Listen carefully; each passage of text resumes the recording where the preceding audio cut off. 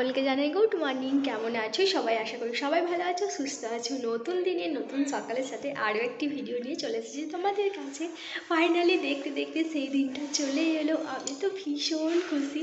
6টা মাস ওয়েট করার পর আজ ফাইনালি যাচ্ছি বরের কাছে। মানে কতটা যে খুশি আর কতটা যে এক্সাইটেড। নতুন জায়গা, নতুন পরিবেশ, নতুন ছোট্ট একটা সংসার যেখানে আমি আর ও থাকবো। কি বলবো তোমাদেরকে। তো সকাল সকাল স্নান করে এখন যাব মন্দিরে পুজো করতে, প্লাস আমাদের মাকে নিয়ে যাব সঙ্গে। তার জন্য মাকে নিয়ে আসবো গা, মায়ের মূর্তি আর কি। তো যেহেতু আমাদের কুলদেবী হচ্ছে মা দুর্গা, তো সঙ্গে নিয়ে তো যেতেই হবে মাকে, যেখানেই থাকি না কেন, তাই না বলো? তো যাই হোক, মা ওইদিকে সকাল সকাল রান্না বান্না করছে, প্লাস হচ্ছে আমাদের খাবার বানিয়ে দেবে, মানে সমস্ত কিছু। আর আমি যাব সাথে। দিদিভাইও আজকে না বাড়ি চলে যাবে, মানে আমাদেরকে ট্রেনে চাপিয়ে দেবে, তারপর দিদিভাইও বাড়ি চলে যাবে। বাবা যাবে, তারপর মামার ছেলেটা যাবে, মানে আমাদের ছোট ভাই আর কি। আমি, আমার ভাই আর হচ্ছে বাবা, আর দিদিভাই তো চাপাতে যাবে। তো যাই হোক, চলো সকাল থেকে একটা সুন্দর ব্লগ শুরু করলাম। দেখতে থাকো ভিডিওটা, আশা করি সকলের খুব ভালো লাগবে। তো চলো। আর এই হচ্ছে আমার প্রিয় জায়গাটা আজকে এখানে, মানে এখনকার মতো সেলফ ভিডিও আর কি। তো আবার যখন আসবো তখন এখান থেকে ভিডিও বানাবো। তো যাই হোক, চলো দেখতে থাকো। পুজো করে আসার পর মা আমাকে খেতে দিয়ে দিয়েছিলো, আর আমি যেগুলো পছন্দ করি না সেগুলোই বানিয়েছিল, যেমন ডাল, বাঁধাকপি সবজি, চাটনি, পোস্তর বড়া, ধনেপাতার বড়া, মাছের টক। এগুলো আমি খুবই ভালোবাসি খেতে। তো ওগুলো খেয়ে নেওয়ার পর আমি উপরে চলে এসেছিলাম, আর দেখো আমি রেডি হয়ে নিয়েছি। তারপর জানো তো, বাড়ির সকলে খুব কান্নাকাটি করছিল, তো আমিও কান্নাকাটি করছিলাম, আর একদম মন ভালো লাগছিল না সবাইকে ছেড়ে আসতে। আর এখানে শাশুড়ি মাও খুবই কান্নাকাটি করছিল। তারপর ঠাম্মি আরে সবাই, মানে দিদিভাই, আমাদের নিশু সোনার মুখটা দেখো, ওরও প্রচণ্ড কান্নাকাটি করছিল, একটুও ভালো লাগছিল না। তারপর আমাদের টোটো যেহেতু চলে এসেছিলো, তো আমরা বেরিয়ে পড়েছিলাম ওই 11:30টার মতো ওর সময় বাজে তখন।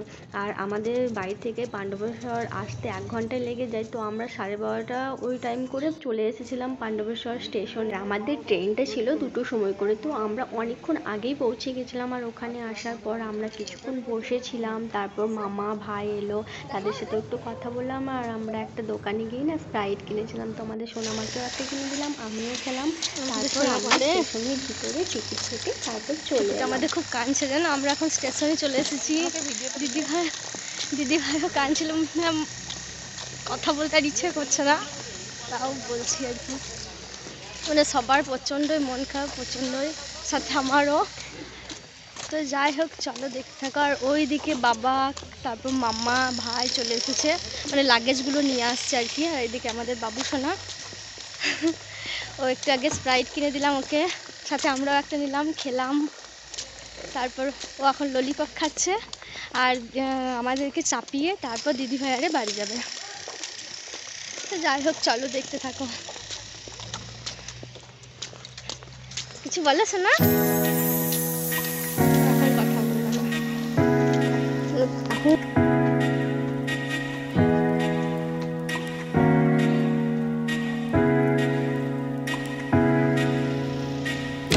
আমরা তো অনেকক্ষণ আগে স্টেশনে পৌঁছে গেছিলাম, তাই তো আমরা অনেকক্ষণই বসেছিলাম, আর সবার সাথে গল্প গুজব করছিলাম, একটু সেলফি আরে তুলছিলাম।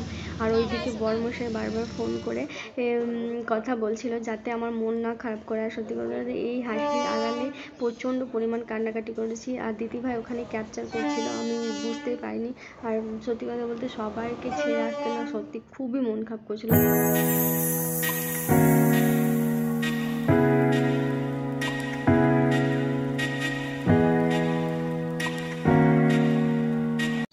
সবাইকে টাটা করে উঠে পড়লাম ট্রেনে। আর ওই দেখো পিছনে ভাই দাঁড়িয়ে আছে, আর আমি এখানে বসতে পেরেছি।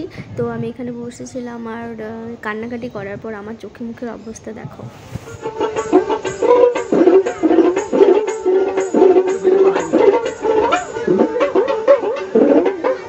ঝালমুড়ি খেতে খেতে ট্রেন জার্নি করার মজাটাই আলাদা। আর যদি হয় জানালার ধারে সিট, তাহলে তার কোনো কথাই হবে না। আমার 1-1.5 ঘন্টা জার্নি করার পর পেয়ে গেছিলাম জানালার ধারে সিট, আর আমি বেশ এনজয় করতে করতে যাচ্ছিলাম। 4 ঘন্টা জার্নি করার পর শেষমেশ পৌঁছালাম হাওড়া স্টেশনে। আর স্টেশনে নামার পর না আমার কোনো ভিডিও ক্লিপ তোলা হয়নি, কারণ প্রচণ্ড পরিমাণ ভিড় থাকে হাওড়া স্টেশনে, তোমরা তো জানোই। আর আমাদের কাছে প্রচুর লাগেজ ছিল, ভাই আর আমি সেগুলো ক্যারি করেছি। স্টেশন থেকে বাইরে বেরিয়ে এসেছিলাম আমরা একটু মতো, আর বাইরে বেরিয়ে আসার পর আমরা ট্যাক্সির জন্য দাঁড়িয়েছিলাম, যেহেতু আমাদের ট্রেনটা ছিল শালিমার থেকে, সেহেতু আমরা অনেকক্ষণ কিন্তু দাঁড়িয়েছিলাম ট্যাক্সির জন্য।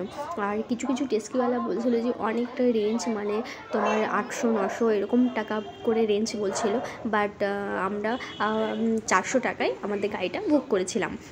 তো রাতের হাওড়া ব্রিজটা জাস্ট অসাধারণ লাগছিল, তার লাইটিংগুলোর মানে এত সুন্দরভাবে খেলছিল ব্রিজটার ওপর যে কি বলবো তোমাদের। এই রাত্রের হাওড়া ব্রিজটা দেখতে যে অপূর্ব অসাধারণ লাগছিল, সেটা আমি একটু ক্যাপচার করেছিলাম তোমাদের সাথে শেয়ার করবো বলে। তো তোমরাও একটু দেখে নাও কি ভালো লাগছিল আমি দেখতে। আমরা 5 থেকে 7 মিনিট মতো দাঁড়িয়েছিলাম, ওটাই আমি দেখছিলাম আর একটু ক্যাপচারও করছিলাম। আর আগে রাতের হাওড়া ব্রিজটা তো আমি দেখিনি, আর আগে যখন মাকে ডক্টর দেখাতে এসেছিলাম তখন তো দিনের বেলা এসেছিলাম, আর রাত্রে যে এত সুন্দর লাগে দেখতে, তো এই প্রথমবার দেখলাম। তো যাই হোক, আমরা গাড়ি বুক করে চলে এসেছি এখন শালিমার স্টেশনে। প্ল্যাটফর্মে এসে বসেছিলাম কিছুক্ষণ মতো, তারপরে একটু ফ্রেশ ট্রেশও হয়েছি, কারণ সারাদিনের জার্নিটা না মানে একদম চোখে মুখে এত ক্লান্তি ভাবটা দেখাচ্ছে। আর সত্যি কথা বলতে ট্রেন জার্নি করার পর ক্লান্তি লাগে, তাই না বলো?